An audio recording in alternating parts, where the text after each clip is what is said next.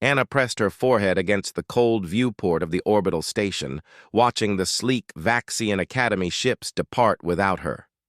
Again. The rejection letter had been brief. Your neural pattern lacks the required symmetry for advanced spacecraft engineering. They don't know what they're missing, Leo said, floating up beside her in the low-gravity section. Her younger brother had always been her biggest supporter, even at 12. Yeah, well, maybe they're right, Anna muttered, pushing away from the window. Maybe humans just aren't cut out for— Don't, Leo interrupted sharply. Don't finish that sentence. Anna managed a weak smile. Their parents had died 3 years ago in a shipping accident, leaving them as wards of the station. The other species, Vaxians, Krell, Xiphons, they all had their places, their academies, their futures. Humans were still the newcomers, the primitives who'd barely mastered fusion drives, while others bent space-time itself. The next morning, Anna was assigned to Sanitation Level 7, the station's junkyard sector. It was where derelict ships went to be stripped for parts before being ejected into the nearest star. Perfect job for a rejected human girl. She was cataloging a particularly ancient wreck when she noticed it. A ship unlike anything she'd seen before. Its hull was black as void itself, covered in scales that seemed to shimmer with inner light. The design was organic, almost serpentine, with swept-back structures that resembled wings. "What are you?" Anna whispered, running her hand along the strange metal. The ship was old, ancient even. The station AI had classified it as inert and scheduled for disposal in 48 hours. But something about it called to Anna. In the deep shadows of its open cargo bay, she found what looked like a control chamber, or maybe a shrine. Crystalline structures pulsed with faint dying light. Against all protocols, Anna returned that night with her toolkit. Leo found her 12 hours later, surrounded by opened panels and alien circuitry. "Anna, you're going to get expelled from the station." "Look at this," she said, ignoring his panic. She pointed to a crystalline matrix. "See how the energy pathways are fractured? The Vaxians would say it's beyond repair, wrong symmetry, incompatible architecture. But if you look at it like a living system instead of a machine—" Her hands moved with certainty, rewiring, rerouting, bypassing dead sections. She used human medical principles, treating the ship like an organism in shock. Where alien engineers saw mathematical problems, Anna saw biological patterns. "You're insane," Leo breathed, but he was smiling now. "You're brilliant and insane." 3 days passed. Anna barely slept, barely ate. She scavenged parts from other derelicts, improvised solutions that would make any academy instructor faint. She soldered human computing cores into alien neural networks. She used duct tape and quantum processors in the same breath.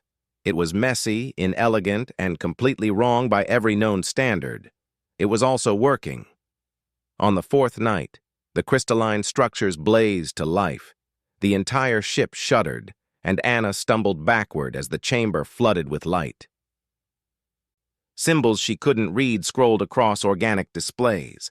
Then a voice, ancient, vast, speaking directly into her mind. "Child of Earth," it said, "you have awakened the Viserion." Anna's heart hammered. I just fixed your ship."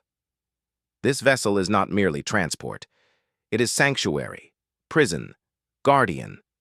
The presence felt immense, like staring into a star. "I am Drakthun, last of the Crimson Fleet. 10,000 years I have slumbered, my essence bound within this vessel, waiting for one with the gift of impossible thinking." "I don't understand," Anna said. "Your species sees problems as puzzles with single solutions. Other races see patterns they cannot deviate from. You, child, see both and neither.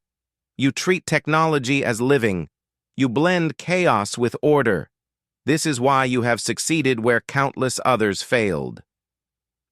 The ship's systems were fully online now. Through the viewport, Anna could see station security approaching, probably alerted by the energy surge. The Vaxians rejected you because your mind does not fit their templates, Drakthun continued. But it is precisely this quality that makes your species valuable, dangerous, magnificent. What happens now? Leo asked, finding his voice. Now, young Anna, you have a choice.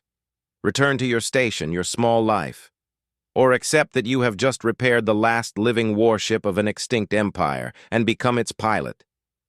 Anna looked at her brother, saw the fear and excitement warring in his eyes, saw her reflection in the alien metal, just a 14-year-old human girl who didn't fit anyone's mold. What was your mission? She asked the dragon.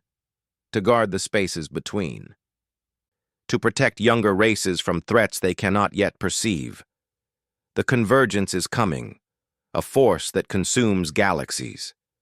I have waited for one who could think in ways they cannot predict.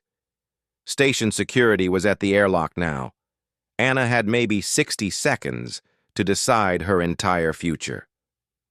She thought of the rejection letter, of humans being dismissed as too primitive, too chaotic, too young.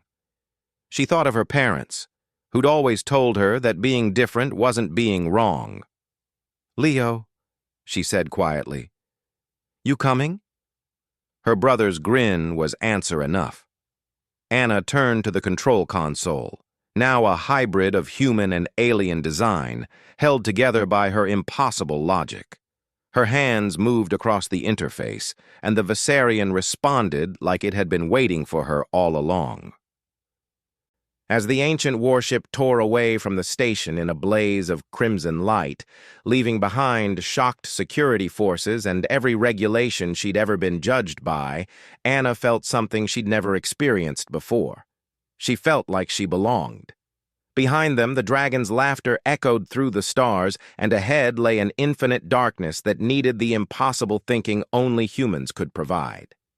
The universe was about to learn why chaos, in the right hands, was the most powerful force of all.